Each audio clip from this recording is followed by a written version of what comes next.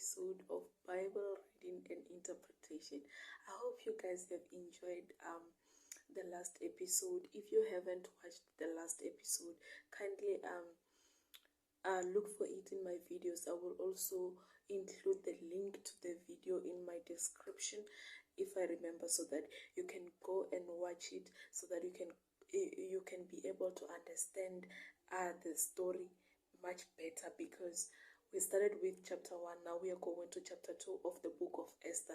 So with the first episode we did Esther chapter 1, and today we are going to do Esther chapter 2. So we are learning about Esther, or about the book of Esther. So it's important for you to watch the first episode so that you can be able to understand the flow of the story. So you guys are welcome, and I believe you will also enjoy this today's episode. Hope you guys will enjoy. Okay, let's start without any further ado, or without wasting time. So the heading says Esther made queen. Verse 1. Later, when King Xerxes' fury had subsided. Okay. Later, when King Xerxes' fury had subsided. So fury means violent anger, and then subsided means became less violent. So in other words, later when King Xerxes' anger or violent anger has become less violent. I believe you understand. So he remembered Vashti and what she had done, and what he decreed about her. So later, when King Xerxes' fury had subsided, he remembered Vashti and what she had done, and what he had decreed about her.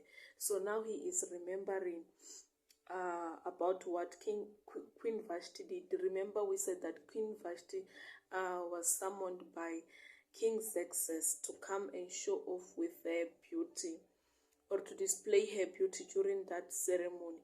So Queen Vashti refused to come. So the king became angry, and he took the decision that he's removing her as a queen.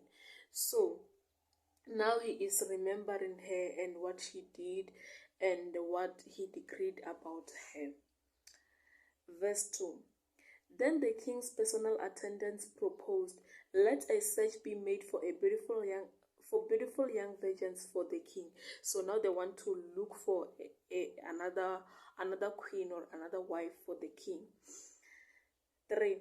Let the king appoint commissioners in every province of his realm to bring all these beautiful women into the harem at the citadel of Susa. So now they want to bring all the virgins from which the king will choose a wife from, together, and put them in a place whereby they will be able to see which one is more perfect or more suitable, more better than Queen Vashti, the best candidate to be the queen, the new queen, or the king's wife. So yeah, they are now arranging to find another wife for the king.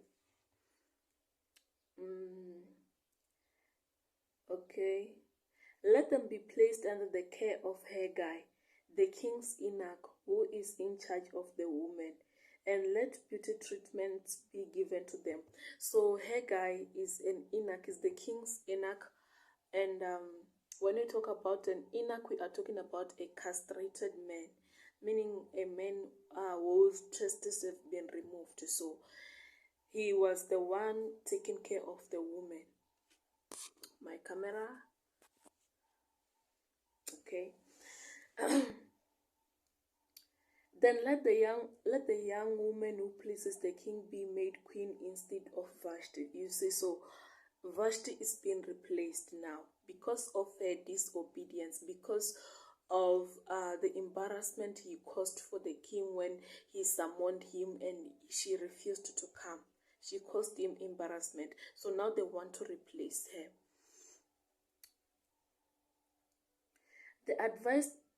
this advice appealed to the king and he followed it. So now the king is taking the advice that he must look for he must get another wife or another queen instead of Vashti. So they are now going to look for a new wife for the king. They are going to bring together the virgin woman, and then the one that pleases the king will be made the queen.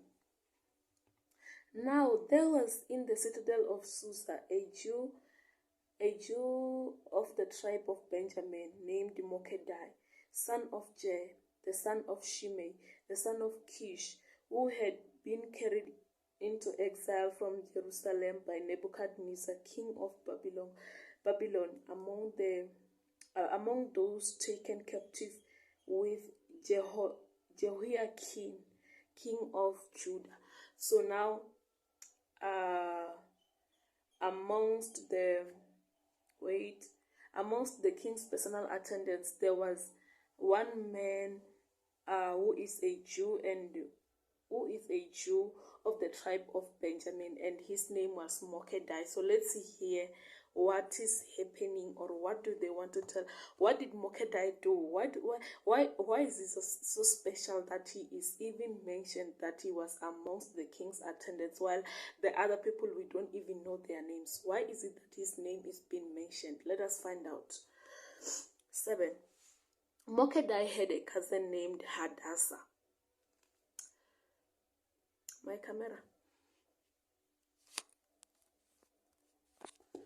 Okay. Sorry for that. Let me just... I feel like it kind of misbehaves.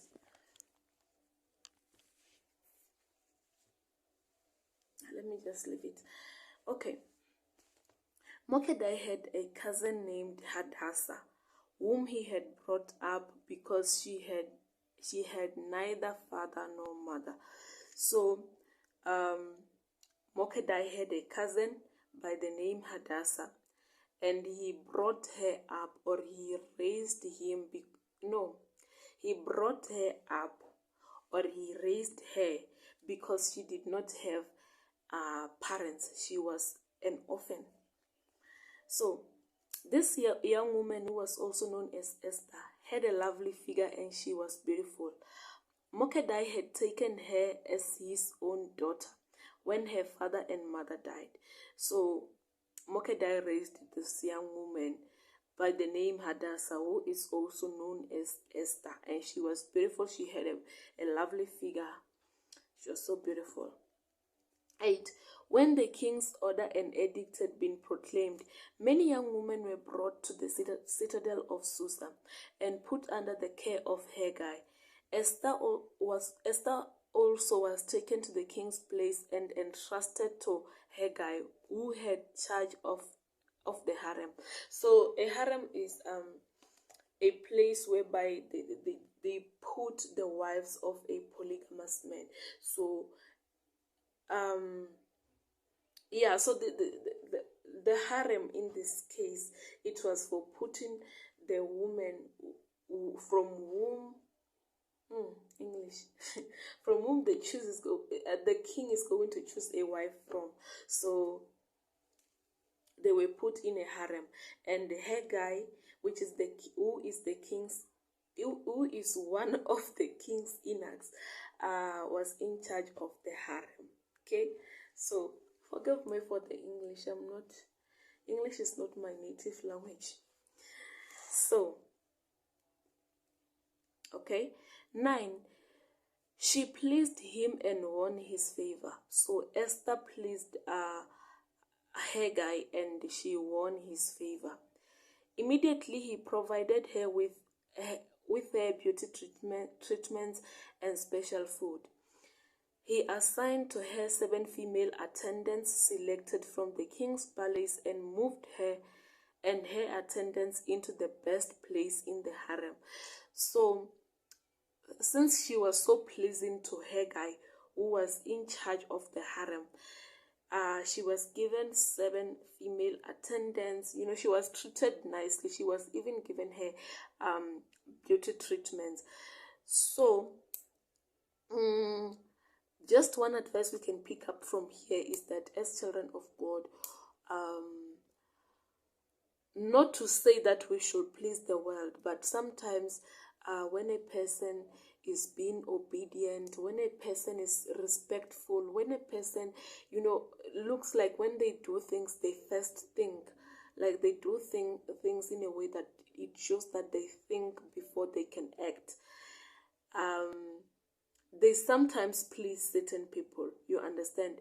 So even us, we should try to to be humble. Yeah, I can summarize it by just saying being humble. We need to be humble so that we can win the favor of people sometimes, because sometimes you will need it. In some cases you will need the favor. So in order for you to win that favor, you need to just be humble. So, 10. Esther had not revealed her nationality and family background because Mordecai had forbidden her to do so. So her cousin, Esther's cousin, told her not to reveal her nationality, to tell them that she is a Jew. He told her not to do so, and she indeed did not do so. So you will see this woman was so obedient, and he was respectful. She was respectful. Okay. 11. Every day he walked to and from near the courtyard of the harem to find out how Esther was and what was happening to her. So he regularly checked on her. 12. Before a young woman's turn came to go into the King Xerxes, she had to complete 12 months of beauty treatments prescribed for the woman, 6 months of oil of myrrh, and 6 with perfumes and cosmetics. 13. And this is how she would go to the king. Anything she wanted was given to her to take with her from the harem to the king's palace. 14. In the evening she will go there, and in the morning she will return to another part of the harem to the care of Shashgaz, the king's eunuch who was in charge of the concubines. She would not return to the king unless he was pleased with her and summoned her by name. So this is how the process of choosing the wife for the king was like. It's explained from verse 12 up until verse 14.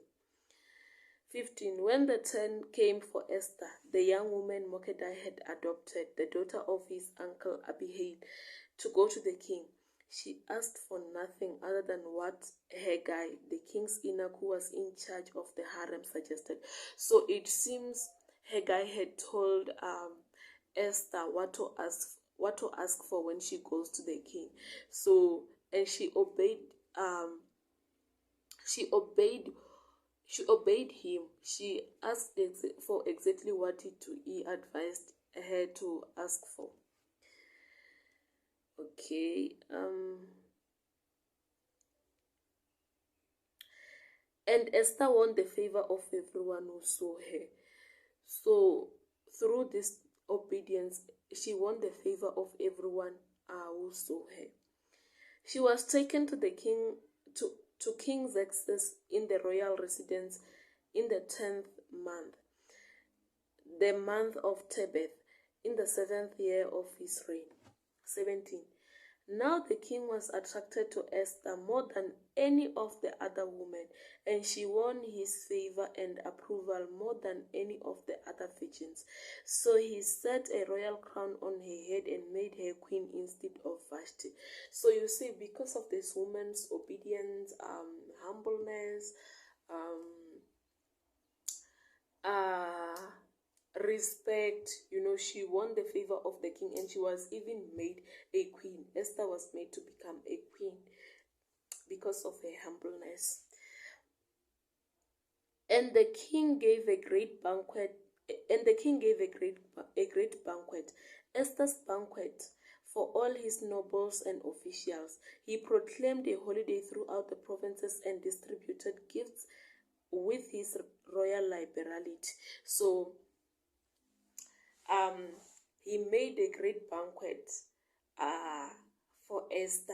So he made a great banquet for her, and he declared a holiday throughout the provinces that he was ruling and distributed gifts with his royal liberality. Liberality means his generosity. So he distributed gifts with his generosity. Mordecai uncovers a conspiracy. 19. When the virgins were assembled a second time, Mordecai was sitting at the king's gate. But Esther had kept her family secret, a family background and nationality, just as Mordecai had told her to do so. For she continued to follow Mordecai's instructions as she had done when he was bringing her up. Now, Esther is not like those kind of people who are like, let's say now Mordecai is raising her. She is obedient to him. She is following his instructions. Then now that she was made to become a queen, she is now saying, I am now a queen. I won't obey him anymore. What? I no longer need him. He's no longer important. No, she continues to be humble. You understand? And she kept her family's background and nationality as a secret, waiting for the time when Mordecai instructs her to reveal it. You understand? So you need to continue to be humble. You mustn't be humble because you are gaining favor, but you should be humble at all times. Even after you gained that favor, you should continue to be humble. This is like let's say you are asking for something from God, and then for that time when you are waiting for that thing, you are obedient, you are following God's instructions and all that, and then after getting that thing, you now turn away from God, you do your own things, you are no longer humble. No, you need to continue like that. You need to continue like that. Okay. You don't do it because you are benefiting, you do it because you know you have to do it. 21. During the time Mordecai was sitting at the king's gate, Bigthana and Teresh, two of the king's officers who guarded the doorway, became angry and conspired to assassinate King Xerxes. 22. But Mordecai found out about the plot and told Queen Esther, who in turn reported it to the king, giving credit to Mordecai. You see, she's not reporting it as if it is her who saw it. She is reporting, giving credit to the right person. So give people the credits where you are supposed to. Don't own things that are not yours. And when the report was investigated and found to be true, the two officials were impaled on poles. All this was recorded in the book of Annals in the presence of the king. So that is Esther chapter 2, whereby we learn that through her obedience, Esther was made a queen. Through her humbleness, she was made to become a queen. And even after she was made a queen, she continued to respect her cousin Mordecai, who raised her. So we need to be like Esther. We need to be obedient. We need to be humble so that we can win people's favor. We need to respect people regardless of the conditions, regardless of whether you are in a favorable condition or not. You need to continue to respect people, and regardless of whether you go high or you go low, you must always treat people in the same way, meaning whether you go high or whether you go low, you must continue to treat people as you were treating them. If I was treating you with respect before I went high, even when I'm high, I still have to treat you with respect. I still have to humble myself like I was when I was still low. So continue being humble, continue to respect people, continue to take good advices. Continue. So that is Esther chapter number 2. I hope you guys have enjoyed, and you will hit the subscribe button, you will hit the like button, and you will you will comment if there's anything that you want to say. Thank you for watching.